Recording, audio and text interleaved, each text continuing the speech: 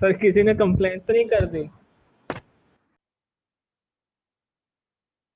अच्छा जी, पिछली क्लास में हम इनवर्स लैप्लेस ट्रांसफॉर्म कर रहे थे। आज मैं थोड़ा सा जल्दी एक क्विक रिव्यू देके इनवर्स लैप्लेस ट्रांसफॉर्म का स्विच कर जाएंगे हम नए टॉपिक पे। हमने ऑलरेडी बहुत ज़्यादा टाइम लगा दिया है लैप्लेस ट्रांसफॉर्म पे। देखें, दो चीज़ें मैंने आपको बताई थी कि फोरियर ट्रांसफॉर्म करने के बाद जो हमें फ्रीक्वेंसी फंक्शन मिलता है एफ ऑफ एस, वो कुछ इस तरीके का नज़र आएगा हमें, जो कि बराबर होगा N of S upon D of S, जहाँ पे एन ऑफ एस हम कहते हैं न्यूमरेटर पोलिनोमियल को, और डी ऑफ एस हम कहते हैं डिनोमिनेटर पोलिनोमियल को। और एन ऑफ एस के जो रूट्स हैं उनको हम कहते थे जीरोस, और डी ऑफ एस के रूट्स को हम कहते थे पोल्स। ठीक है जी, ये बात शुरू में मैंने बताई थी आपको। फिर उसके बाद मैंने आपको कहा था कि there are two steps to find out inverse Laplace transform.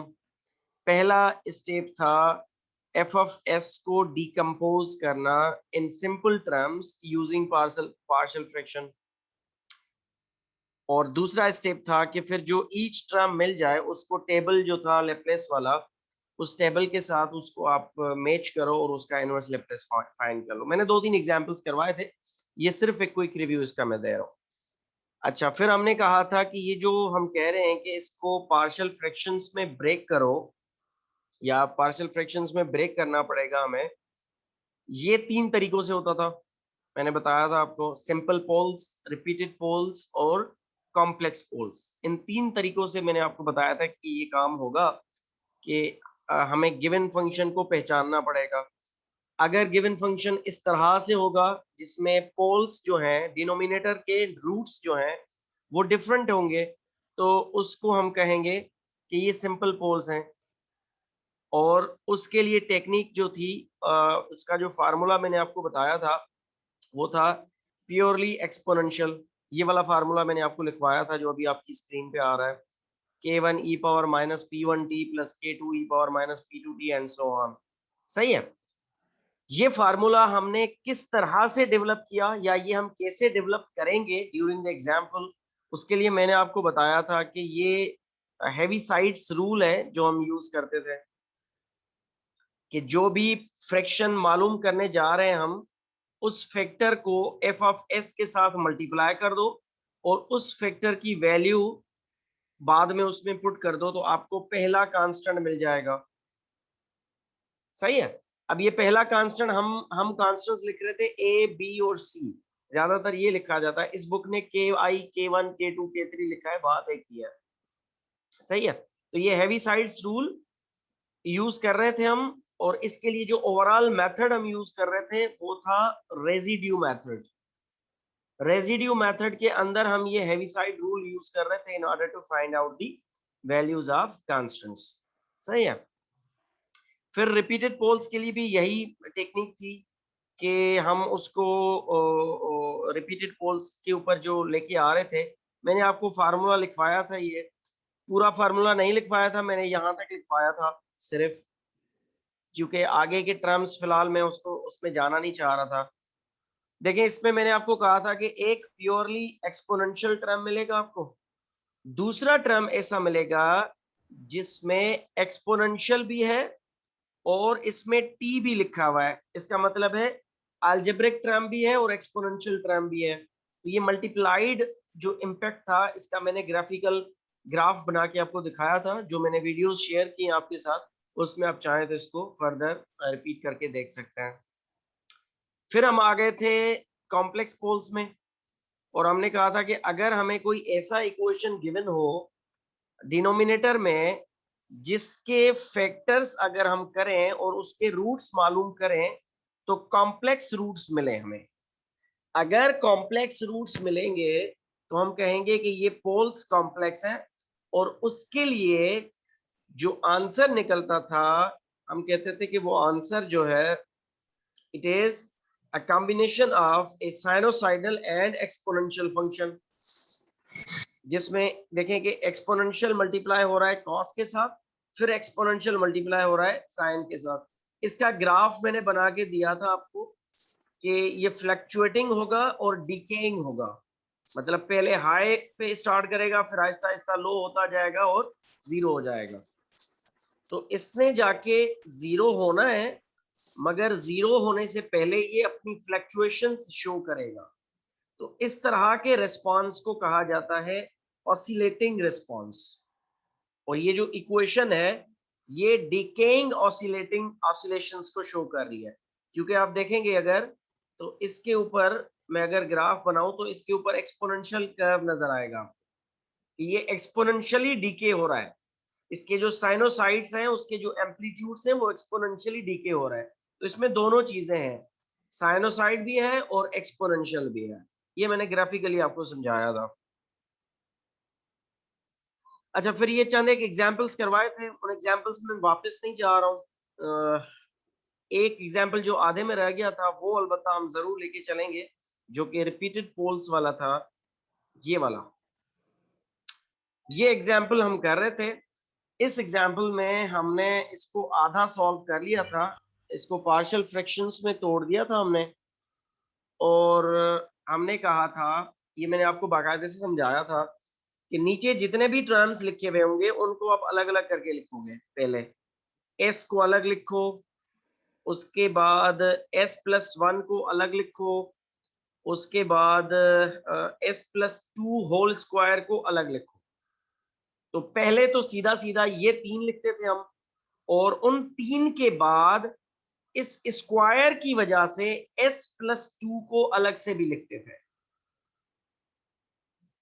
तो मैंने ये आपको डिटेल में बताया भी था कि अगर यहाँ पे s+2 का होल क्यूब भी होता तब भी हम क्या करते, पहले उसको एज इट इज रखते, फिर उसका जो बेस है उस बेस को अलग से एक फ्रैक्शन बना के हम रखते, ताकि एक फ्रैक्शन बने पावर का और दूसरा फ्रैक्शन बने बेस का। तो रिपीटिंग पोल्स के अंदर ये वाली लॉजिक बड़ी इंपॉर्टेंट है समझना। ये उस दिन भी मैंने आपको समझाई थी। अब इस क्वेश्चन को जब हमने ब्रेक किया था तो हमें कुछ इस तरीके का मामला मिला था, जहां पे हमने पहला सीधा सीधा लिख लिया s को, दूसरा भी सीधा साधा है s+1 के लिए, और तीसरा है वो भी सीधा ही लिख दिया जो हमें क्वेश्चन में गिवन है, s+2 होल स्क्वायर ही रखा हमने। फिर जो आखिरी रखा है हमने वो है रिपीटेशन की वजह से, जिसमें हम एक नया कांस्टेंट लेके आ रहे हैं d, और उसमें जो ये रिपीटिंग वाला टर्म है उसकी बेस के साथ इसको रख दिया है। तो इस तरह से सबसे पहले इसके पार्शियल फ्रैक्शंस बनेंगे। अब आपको पता है पिछले कल हमने क्लास में जो किया था कि वंस हम ये पार्शियल फ्रैक्शंस बना देते हैं तो स्टेप 2 पे जाने से पहले, अभी स्टेप 1 से हमने खत्म नहीं किया है, स्टेप 2 पे जाने से पहले हमने ये जो कांस्टेंट्स हैं ए बी सी और डी जो हमने लगाए हैं इनकी वैल्यूज हमने फाइंड आउट करनी है। और इनकी वैल्यूज फाइंड आउट करने के लिए हम यूज करते थे रेजिड्यू मेथड, और रेजिड्यू मेथड के अंदर फिर हम बैठ के हेविसाइड्स रूल यूज करके इन कांस्टेंट्स की वैल्यूज मालूम करते थे। फिर जैसे ही ये कांस्टेंट्स की वैल्यूज मिल जाती तो हम फिर चले जाते, लैप्लेस टेबल ओपन करते और उसके साथ उसको मैच कराते ताकि हमें आंसर मिल जाता। ठीक है, तो अब हम चलते हैं इसको रेजिड्यू मेथड के थ्रू सॉल्व करने। यहां तक मैंने लास्ट क्लास में सॉल्व करवाया था, फिर कैंपस में लाइट चली गई थी अनफॉर्चुनेटली और क्लास की टाइमिंग भी खत्म हो गई थी।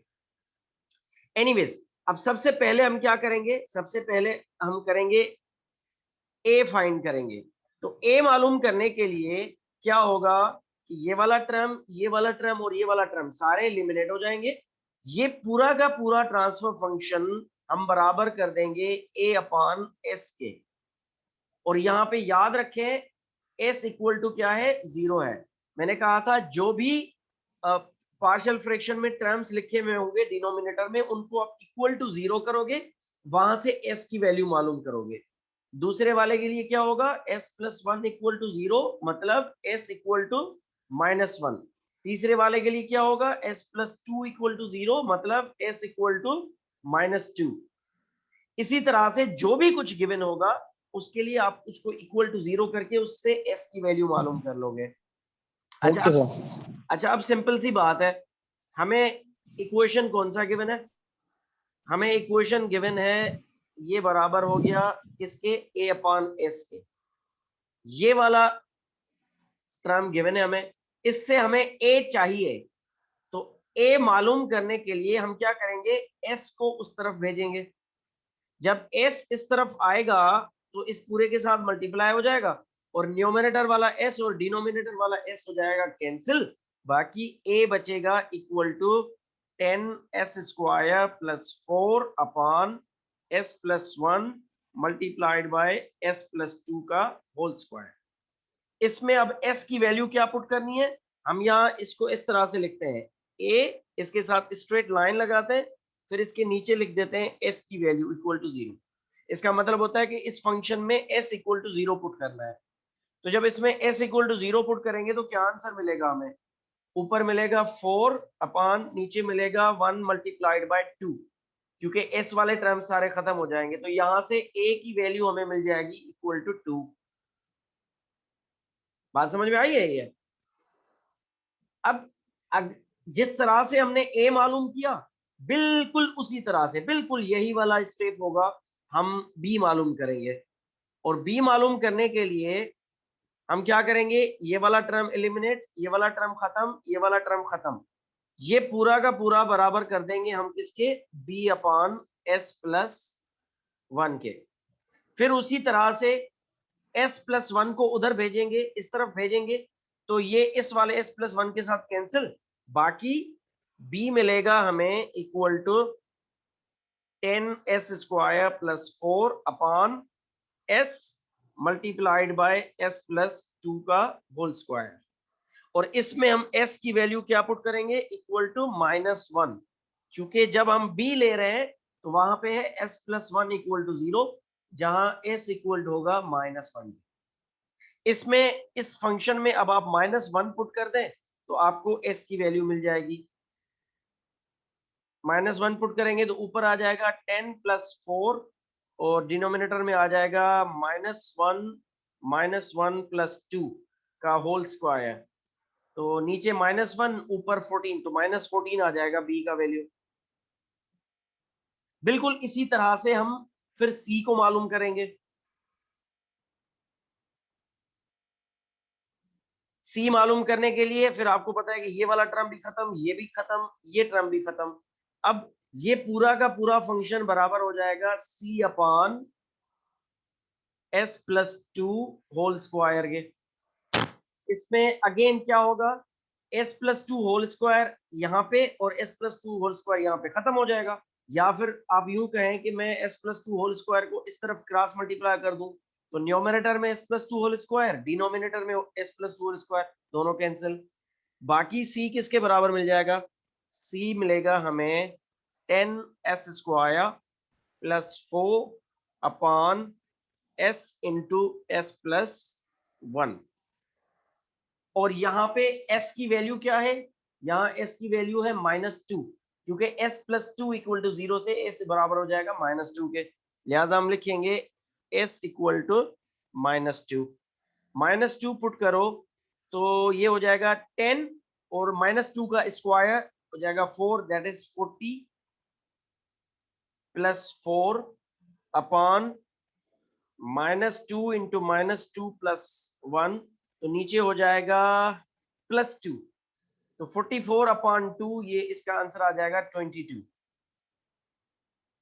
तो ये 3 स्ट्रेट फॉरवर्ड केसेस थे जहां पे हमने ए, बी और सी मालूम किया रेजिड्यू मेथड को यूज करते हैं। बड़ा सिंपल सा मेथड है, इसमें कोई मुश्किल नहीं है। अप टिल दिस पॉइंट ये 3 चीजों के लिए तक सीधा साधा वही मेथड था जो कल से हम करते हुए आ रहे थे। यहां तक किसी को कोई मसला हो तो मुझसे पूछ ले, फिर ये डी की वैल्यू उसके बाद में समझाऊंगा। सर ये जो c है, c की वैल्यू है s is equal to -2, sir -2 को स्क्वायर नहीं करेंगे? क्यों स्क्वायर करोगे भाई? सर होल स्क्वायर है ना। हाँ, अब जरा देखो इधर बोर्ड पे देख लो। अब यही स्क्रीन ही हमारा बोर्ड है। तो देखो भाई, मैंने कहा था जो भी जिस कांस्टेंट का जो भी डिनोमिनेटर है उसको इक्वल टू कर दो किसके? 0 के। ऐसा ही है। तो यस सर, ठीक है सर, समझ आ हाँ गया। ना, आया समझ अब। S yes plus sir. 2 whole square equal to 0।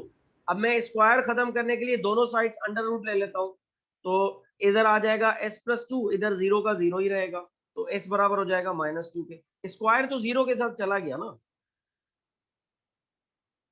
कोई और स्टूडेंट जिसको ये बात समझ में ना आई हो, कल से अटेंड कर रहा है क्लास मगर ये स्टेप समझ में ना आ रहे हो, कंफ्यूजन हो, कोई पर्टिकुलर पॉइंट समझ में ना आ रहा हो तो पूछ ले। फिर मैं डी मालूम करने जाऊंगा और डी के लिए थोड़ा सा प्रोसेस चेंज है, इसीलिए मैं चाह रहा हूं कि यहां तक सबको पहले क्लियर हो जाए, फिर मैं डी मालूम करके दूं। Excuse me sir. जी बेटा। सर ये जो सी आपने करवाया ये अगेन एक दफा रिपीट कर दें। कुछ भी नहीं है हिफ्जा बेटा, हमने सेम वही मेथड फॉलो किया है जो ए और बी के लिए किया था।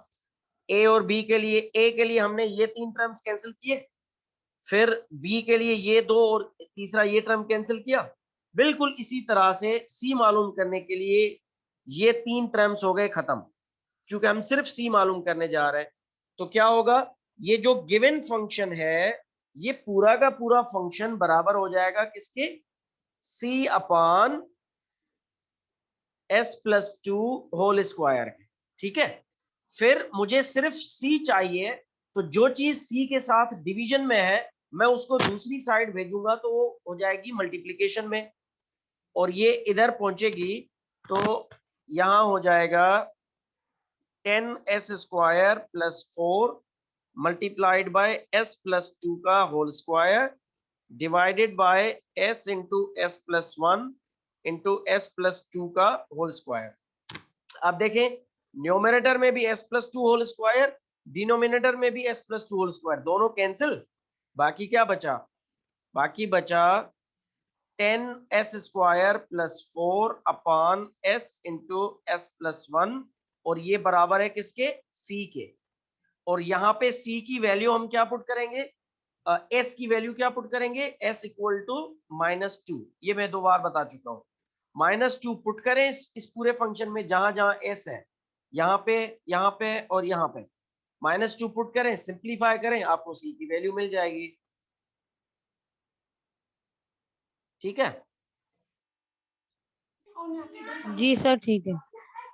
यही चीज देखें यहाँ पे भी हुई हुई है, वही रेजिड्यू मेथड, तीनों वैल्यूज जो हमने मालूम की हैं वो यहाँ पे गिवन है।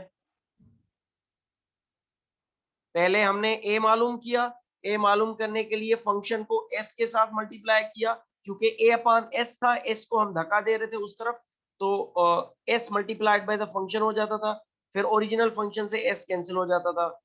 बी के लिए एस प्लस 1 को लेके जा रहे थे हम वी एस के साथ, सी के लिए एस प्लस 2 होल स्क्वायर को लेके जा रहे थे हम वी एस के साथ। तो ए मिला 1, बी मिला -14 और सी मिला 22। ये बिल्कुल वही मेथड हुआ भाई जो मैंने आपको करके दिखाया, सही है। अब आ जाते हैं वैल्यू मालूम करने के लिए जो कि रिपीटिंग पोल है।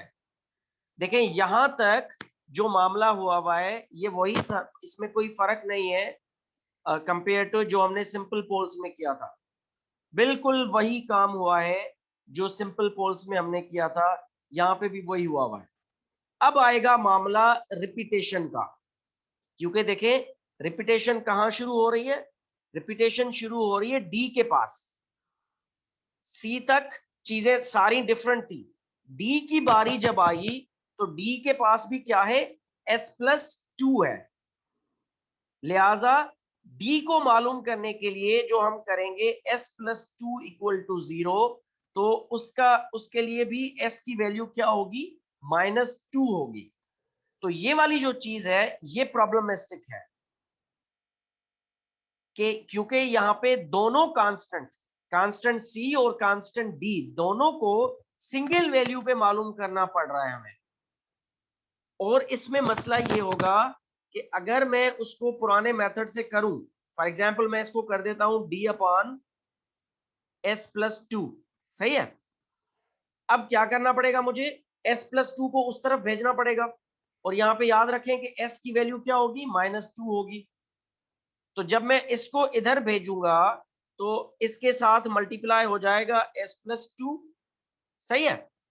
अब s प्लस टू ऊपर है पावर 1 और नीचे है पावर 2, लिहाजा एक s प्लस टू तो कैंसिल होगा, एक बच जाएगा डिनोमिनेटर में।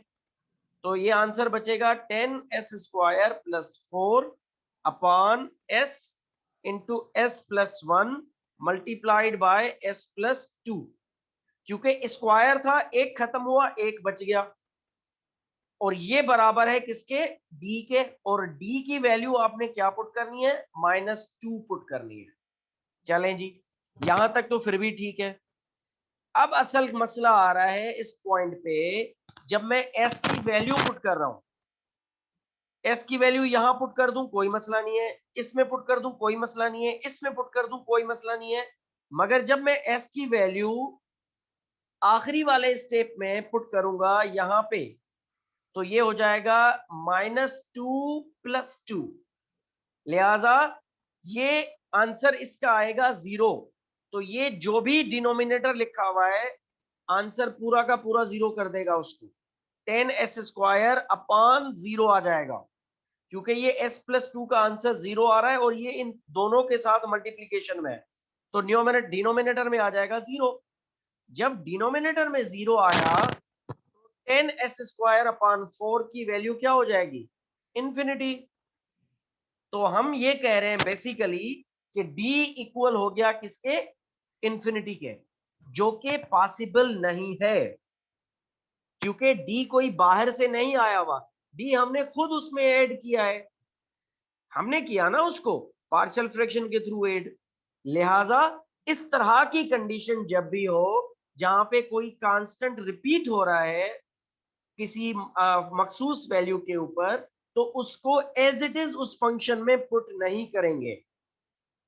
उसके लिए टेक्निक है एक, उसके लिए टेक्निक क्या है, उसके लिए टेक्निक है रिपीटिंग पोल्स वाली, जो मैं आपको अभी पहले वो टेक्निक बताऊंगा, फिर उसको सॉल्व करवा के दूंगा।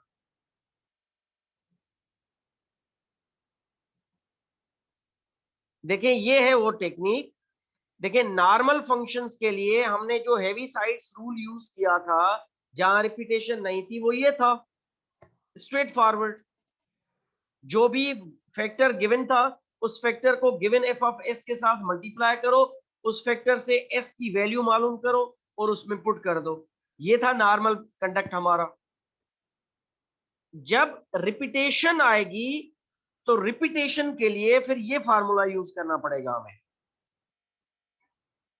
फार्मूला क्या है कि जो भी फंक्शन रिपीट हो रहा है उस फंक्शन को एफ ऑफ एस के साथ मल्टीप्लाई करो, फिर मल्टीप्लाई करने के बाद उस पूरे को डेरिवेट कर दो, डिफरेंशिएट कर दो उसको। डिफरेंशिएट करने के बाद जाके उसमें एस की वैल्यू पुट करो। पहले क्या कर रहे थे हम कि मल्टीप्लाई करने के बाद पहले इन दोनों को, फिर डायरेक्टली वैल्यू पुट कर देते थे। जब रिपीटिंग पोल होगा तो मल्टीप्लाई करने के बाद डायरेक्टली वैल्यू पुट नहीं करेंगे, मल्टीप्लाई करने के बाद उसको पहले हम डिफरेंशिएट करेंगे। डिफरेंशिएट जब हम करेंगे तो वो जो इंफिनिटी आने का खदशा था वो खत्म हो जाएगा और कोई ना कोई रियल वैल्यू हमें मिल जाएगी वैल्यू पुट करने के बाद। तो ये है कंडक्ट। अगर कोई चीज एक मर्तबा रिपीट हो रही है, मतलब ट्वाइस है, n की पावर 2 है, तो उसको एक मर्तबा डेरिवेट करेंगे। और अगर कोई चीज दो मर्तबा रिपीट हो रही है तो उसको दो मर्तबा डेरिवेट करेंगे और उसको 1/2 से मल्टीप्लाई भी करेंगे। इसी तरह से अगर कोई चीज m टाइम्स, मतलब infinite time, 3 times, 4 times, 5 times, 6 times multiply repeat हो रही है, तो उसको उतनी मर्तबा पहले डेरिवेट करेंगे, फिर जाके वैल्यू पुट करेंगे। तो मल्टीप्लिकेशन के बाद हम जो डिफरेंशिएशन करेंगे, वो डिफरेंशिएशन कितनी बार होगी ये डिपेंड करेगा कि रिपीटेशन कितनी बार हुई है। जितनी मर्तबा रिपीटेशन होगी उससे एक मर्तबा कम हम डेरिवेट करेंगे।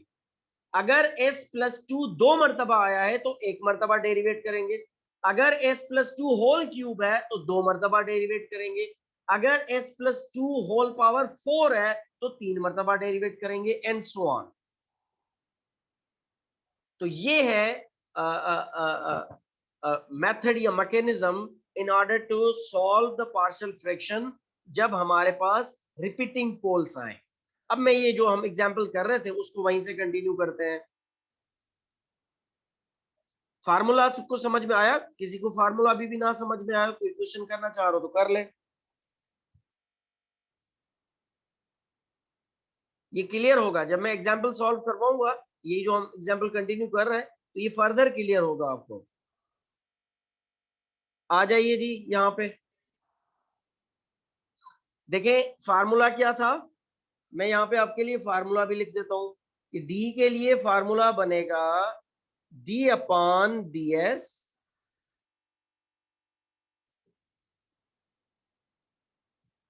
s+p power n multiplied by v of s, और इसमें s की वैल्यू पुट कर देंगे -2।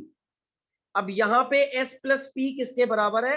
s+2 के, और उसकी पावर क्या है? पावर है 2, मतलब n की वैल्यू क्या है? 2 है। तो इसमें भी हम क्या करेंगे? s+2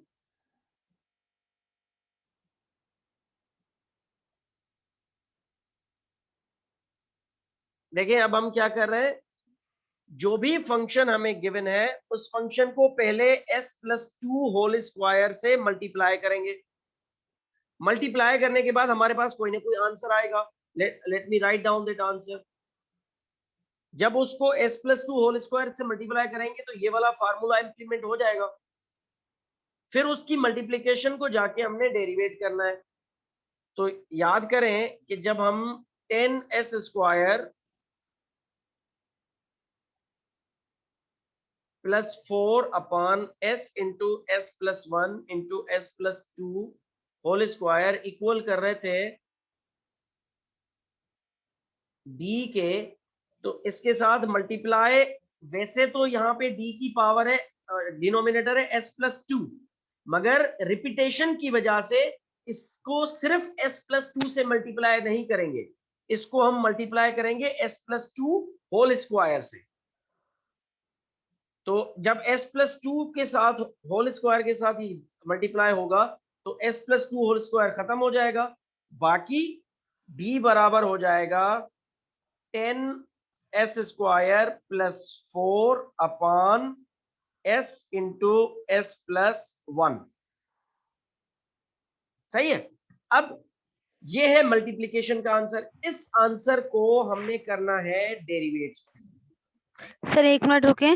जी सर आपने ये जो ग्रीन में स्टेप लिखा है मुझे इसके थोड़ा समझ नहीं आया, इसको रिपीट करें जरा। देखें ग्रीन में जो मैंने स्टेप लिखा है बेटा वो फार्मूला वाला स्टेप है। आपको फार्मूला समझ में आया है?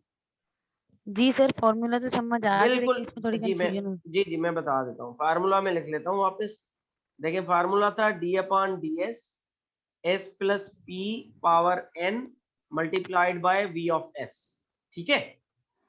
अब यस सर। हमारे पास v ऑफ s क्या गिवन है? ये गिवन है v ऑफ s पूरा का पूरा। इस v ऑफ s के साथ हमने s+p पावर n मल्टीप्लाई करना है।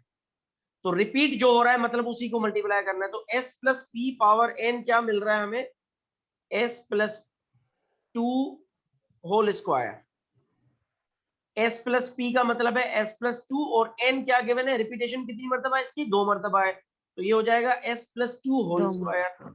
अब ये s+2 होल स्क्वायर जब v ऑफ s के साथ आप मल्टीप्लाई करोगे तो s+2 होल स्क्वायर न्यूमरेटर में और s+2 होल स्क्वायर डिनोमिनेटर में, दोनों कैंसिल हो जाएंगे। Yes sir. बाकी क्या बचेगा फिर? बाकी ये बचेगा जो मैंने रेड में लिखा हुआ है 10s² +4 upon s into s+1। सही है। जी सर। मतलब इन दोनों की ये जो मल्टीप्लिकेशन हमने की, इसकी मल्टीप्लिकेशन का आंसर आया ये। अब इस आंसर को हमने क्या करना है? डेरिवेट करना है before putting the value of s। सही है। सर मेरी बात सुने, जी जब हमने सी वाला कैलकुलेट किया था जी जी, तब भी हमने इसको डिनोमिनेटर में s+2 स्क्वायर के साथ उसको कैंसिल किया था। हाँ सही है, वो यही किया था। तो सर अब अगर हम यहाँ पे d लिखते हैं जी तो हमने यहाँ जो हमने ABCD निकाला था वो s+2 था। जी, ऐसा ही है। तो अब फिर इसके नीचे हमने s+2 स्क्वायर क्यों लिखा? इसके लिए तो इसीलिए s+2 लिखा आना है, चाहिए हाँ था ना, हाँ, सिंपल। आपकी बात दुरुस्त है। मैं s+2 ही लिख रहा हूं यहाँ पे, यहाँ इसकी मल्टीप्लीकेशन s+2 के साथ ही हो रही है, मगर सिर्फ इसका जो रिपीटेशन है उसकी पावर इसके साथ आएगी, क्योंकि वो मैंने आपको फार्मूला में प्रूव किया है। मैंने कहा था कि अगर आप जो टर्म रिपीट हो रहा है, जितनी मर्तबा वो रिपीट हो रहा है, उसको उतनी मर्तबा मल्टीप्लाई करोगे। अब डी नॉर्मल टर्म तो नहीं है ना, जैसे ए बी और सी नॉर्मल टर्म थे, वैसे तो नहीं है ना, डी नया टर्म तो नहीं है ना कोई, ये रिपीटिंग टर्म है, मतलब पिछले नो वाले सर। टर्म का शेडो है ये। तो जब पिछले वाले टर्म के शेडो को हम सॉल्व करेंगे तो उसके लिए स्पेशल फार्मूला है। तो इसीलिए उसको, क्योंकि s+2 हम तब मल्टीप्लाई करते सिर्फ जब वो नया टर्म होता, क्योंकि ये नया टर्म नहीं है, पिछले वाले का रिपीटेशन है, इसीलिए हम जो मल्टीप्लीकेशन लेके आएंगे वो s+2 होल स्क्वायर से करेंगे। और उसका एक रीजन ये है कि s+2 से जब हम सिर्फ मल्टीप्लाई कर रहे थे तो फिर वैल्यू पुट करने में आंसर क्या आ रहा था, इंफिनिटी आ रहा था आंसर। तो जी इस सर। इंफिनिटी से बचने के लिए जो मैकेनिज्म आया है, वो मैकेनिज्म रिक्वायर करता है कि भाई रिपीटेशन टर्म को सिंपल उसी के डिनोमिनेटर से सॉल्व नहीं करना है, उसके साथ उसकी पावर भी आएगी, जितनी बार वो रिपीट आया है उतनी बार उसको मल्टीप्लाई करोगे। तो s+2 एक बार मल्टीप्लाई करेंगे, फिर दूसरी मर्तबा मल्टीप्लाई करेंगे तो s+2 होल स्क्वायर हो जाएगा। तो अगर कोई चीज ठीक है सर। तीन मर्तबा रिपीट हुई है तो s+2 होल क्यूब हो जाएगा, एंड सो ऑन। ये फार्मूला की रिक्वायरमेंट है, उसकी मैं अगर डेरिवेशन में जाऊंगा तब भी जा सकता हूँ, मगर वो फिर ज्यादा लंबी चौड़ी बहस हो जाएगी। तो इसके लिए आप इस ओके सर। यूं समझ लें कि जो चीज जितनी बार रिपीट हो रही है उसको उतनी बार मल्टीप्लाई करना पड़ेगा। सही है। और इसको दूसरे तरीके से अगर मैं आपको जी सर। समझाऊं, दूसरे तरीके से अगर मैं आपको समझाऊं, तो देखें सी के लिए, डी को भूल जाए फिलहाल, कि डी का डिनोमिनेटर क्या लिखा हुआ है उसको फिलहाल भूल जाए। सी के लिए जो काम किया ना हमने, s+2 whole square multiply by v of s किया, इसमें s-2 पुट करके हमने c की वैल्यू निकाल दी। अब यही काम हम d के लिए करेंगे, सिर्फ जो c वाले का ये आंसर आया है ना, इस आंसर को पहले डेरिवेट करेंगे और उसके बाद आके इसको हम वैल्यू पुट करेंगे। तो डी और सी का मामला बिल्कुल सेम है, सिर्फ सी मालूम करने के लिए as it is value put कर रहे हैं, और डी के लिए पहले हम डेरिवेट कर रहे हैं फिर वैल्यू पुट कर रहे हैं। बाकी मामला बिल्कुल सेम है। देखिए ये भी सेम है, ये भी सेम है। तो यस सी सर। सी और डी सेम है, सिर्फ फर्क ये है कि डी रिपीटेशन है, तो जब एक मर्तबा वैल्यू मालूम करोगे तो सीधा सीधा हो जाएगा। दूसरी मर्तबा उसी की वैल्यू मालूम करनी है तो उसको आपको क्या करना है, डेरिवेट करना है पहले। तो यहाँ पे वो चीज ऑब्वियस नजर आ रही है, ये पहले सीधा सीधा था, दूसरी मर्तबा कर रहे हैं तो जो पहले कर रहे थे उसको पहले डेरिवेट करके फिर लेके आएंगे। अब आ जाते हैं डेरिवेशन की तरफ। ये हमें आंसर मिला था, डिनोमिनेटर में मिला था s × s+1, इसको मैं मल्टीप्लाई करूंगा तो क्या हो जाएगा, s² + s। सही है। अब यहाँ पे जो डेरिवेशन का फार्मूला यूज हो रहा है वो फार्मूला हो रहा है u/v वाला, d/ds u/v। आपने u मल्टीप्लाई बाय v क्या होगा, पहले एक है मल्टीप्लीकेशन का फार्मूला, एक है डिवीजन का फार्मूला। तो जो डिवीजन का फार्मूला है वो इस तरह से होगा कि हम कहेंगे कि u/v में 10s² + 4u है, और ये s² + s जो है वो v है। तो हम करेंगे, इसका आंसर होगा u को सेम रखो, ठीक है जी, बल्कि v को सेम रखो, पहले u को डेरिवेट करो, माइनस u को सेम रखो और v को डेरिवेट करो, अपान v स्क्वायर कर दो। तो जब भी u अपॉन v डेरिवेशन करनी होती है तो क्या होता है कि पहले डिनोमिनेटर को एज इट इज रख लो, जैसे रखा है डिनोमिनेटर को as it is, s square plus s same रख दिया, और न्यूमरेटर का डेरिवेशन कर दो। तो 10s स्क्वायर प्लस 4 इसका डेरिवेशन क्या होगा 20s, और 4 का डेरिवेशन क्या हो जाएगा 0। तो पहले हमने किया v derivation of u minus u को सेम रखा, that is 10s square plus 4 same रख दिया, और v का डेरिवेशन कर दिया। तो s स्क्वायर प्लस s का डेरिवेशन क्या होगा 2s प्लस 1, और अपान में कर दिया v square, that is s square plus s का होल स्क्वायर। अब ये जब डेरिवेशन हमने कर ली तो इस डेरिवेशन के अंदर हमने s की वैल्यू पुट कर देनी है इक्वल टू -2। अब यहीं पे फर्दर इसको सिंप्लीफाई नहीं करना है, यहीं पे s की वैल्यू पुट कर दें। तो इस s की वैल्यू पुट करते जाएं तो आपको आंसर न्यूमरेटर में मिलेगा 52, डिनोमिनेटर में मिलेगा 4। अब मैं ये पूरा सॉल्व नहीं करके दे रहा हूं कि वैल्यू पुट करने से क्या आंसर आएगा, इतना आप खुद कर सकते हो। यहां से 4 हो जाएगा प्लस 2 हो जाएगा, मल्टीप्लाई बाय -40 हो जाएगा। यहाँ 10 स्क्वायर प्लस 2 इसमें भी इसी तरह से वैल्यू पुट करें, इसमें भी इसी तरह से वैल्यू पुट करें, तो न्यूमरेटर में आएगा 52, डिनोमिनेटर में आएगा 13। अब हमारे पास चारों वैल्यूज आ चुकी हैं जो कि बराबर हैं किसके, a की वैल्यू आई हमारे पास 1, b की वैल्यू थी -14, c की वैल्यू 13, और d की वैल्यू हमें मिली, सॉरी d की वैल्यू मिली 13 और c की वैल्यू मिली हमें 22। इसमें इसने ऑर्डर थोड़ा सा इन्होंने चेंज करके रखा हुआ है, कोई बात नहीं है उसकी। यहां आ जाते हैं हम। अब हमारे पास आंसर्स क्या है 1 upon s minus 14 upon s plus 1 plus 22 upon s plus 2 whole square plus आखिरी आंसर क्या आया था 13 अपॉन s प्लस 2। अब ये जो आंसर्स आए हैं इन आंसर्स को हमने टेबल के साथ मैच करना है। यहां से कंटिन्यू करेंगे, आखिरी मिनट है, सेशन खत्म हो रहा है, नए सेशन का लिंक भेज रहा हूं, उसमें फिर यहीं से कंटिन्यू करते हैं, ठीक है।